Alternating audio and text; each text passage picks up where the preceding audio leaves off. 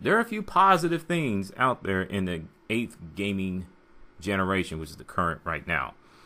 The video game community are pushing back against not only the feminist group, the social justice warriors, but anti-video game group more than ever. Why? They're beyond tired of the nonsense 1990s outdated argument they bring up each and every time there is a mass shooting or mass crime that happened in the world or here in the United States of America. And those very same anti-video game crowd, think that, hey, banning video games will save the children and force adults to quote-unquote grow up. Let's ban all the hobbies. People are still going to go out and commit crime. So what's your point? I don't get it at all. To the people out there who believe that single-player games are dead and gone, please do research before you open your mouth and say asinine things. There have been multiple games have proved it in the past several years. Well, since the beginning of this generation. So there has been a lot of indie to free to play games that have been released in the current generation. Some have struck out. Mighty Number 9, don't get me started on that game. And others have hit a home run, such as Cuphead. Here's the honorable mentions. The gaming companies are slowly ditching Season Pass for free content. But Bungie broke away from Activision. That's awesome, right? Hopefully we get to see a PlayStation 5 next generation bringing in the backwards compatibility. That way people will be quiet. Yeesh. Nintendo's slaying the competition with Nintendo Switch, but Sony isn't far behind in a console race. I try not to say console wars. Yes, they still exist, but it's not as bad as it was in years past, especially last generation. No Man's Sky's comeback, I mean, that's awesome. What they're doing is just flipping awesome, and I wish BioWare made a comeback with Mass Effect Andromeda, but I'll get to that part in a second. As for negativity, oh my goodness, there are too many of them to count. Where do I begin? The gaming community are seeing more and more dirty business practices being unleashed by the publishers, and they're beyond sick of it. I'm going to say this one time and one time only, and I brought this up in Anthem's Game Breaking Bug Thoughts video and Is Gaming Still Fun Part 3. I am beyond tired of unfinished games. We're seeing more and more of them in this current generation. It's release now, fix the game later. And when they do put out a patch, here we go again. It breaks the game and we're right back to square one. Yes, Anthem, I'm looking at you.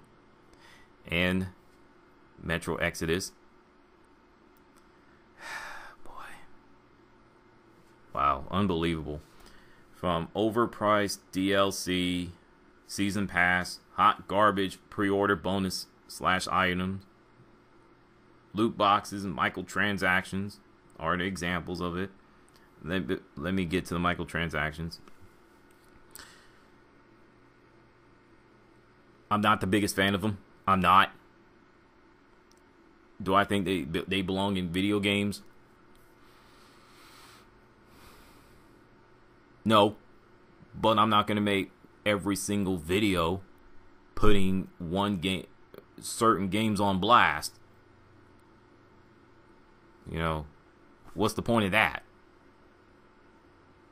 And don't worry, I'm going to get to the gaming community in a second. The live service games on loot shooters, they are a joke. Battle Royale games, they really don't bring anything to the table. If you play one, you play them all. What happened to certain genres in video games and like first-person shooters?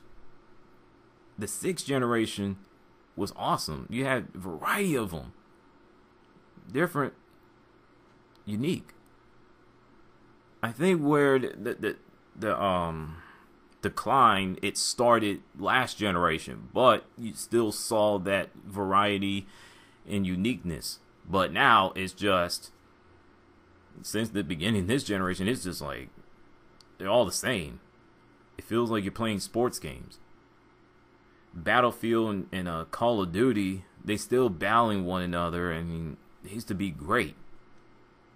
Now they're just nothing more than a cash-grabbing, trend-chasing franchises that you and I and the rest of the gaming community don't recognize anymore. Don't get me started on Konami. So,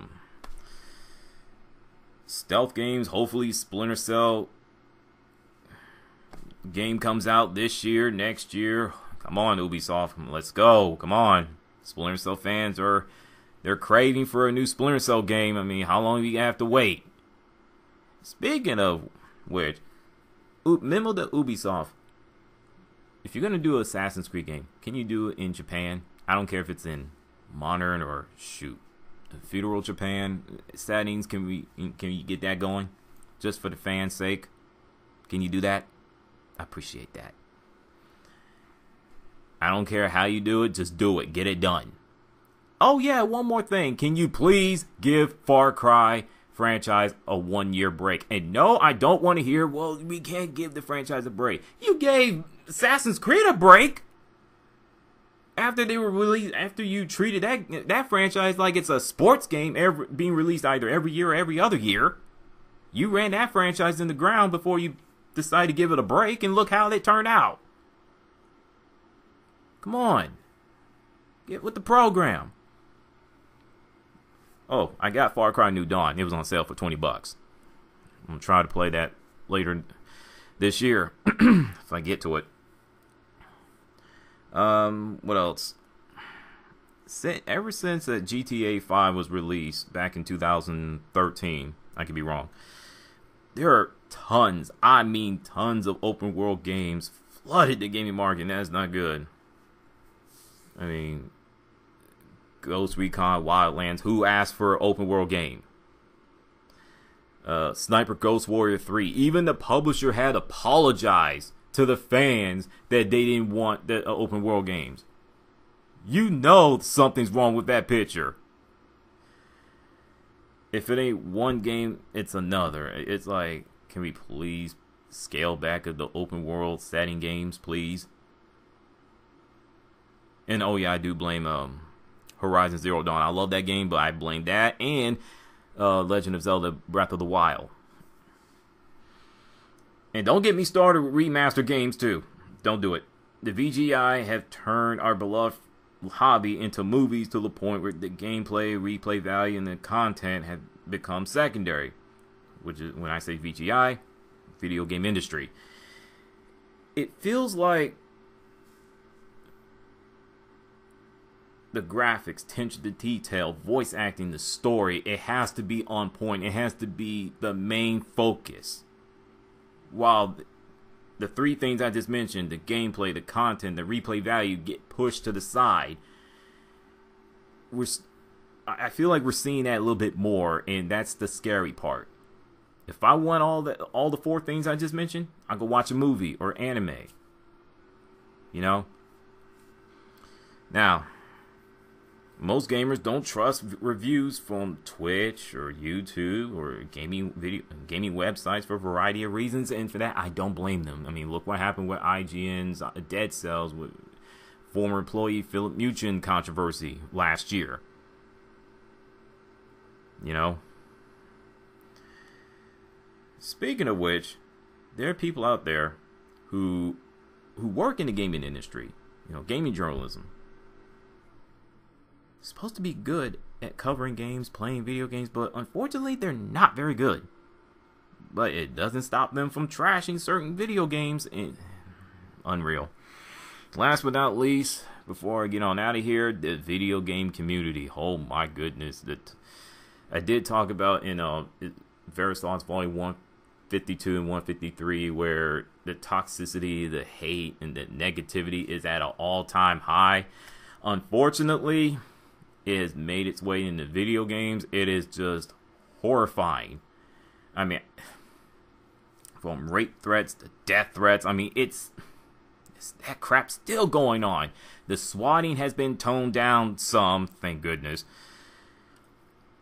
But you still got grown people acting like kids, and you got kids acting like adults, which is scary, and not in a good way.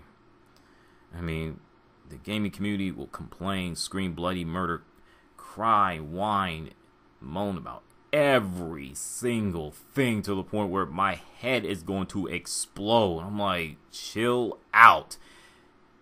Do I really need to get into the microtransactions, loot boxes?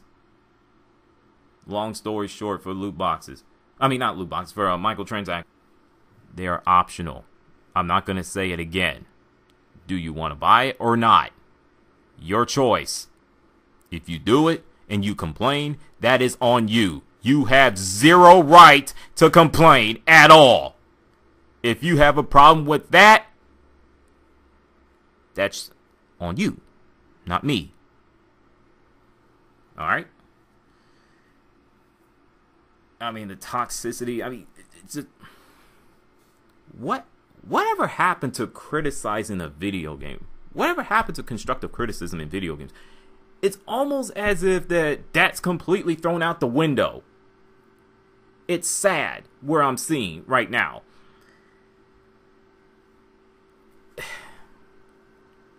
This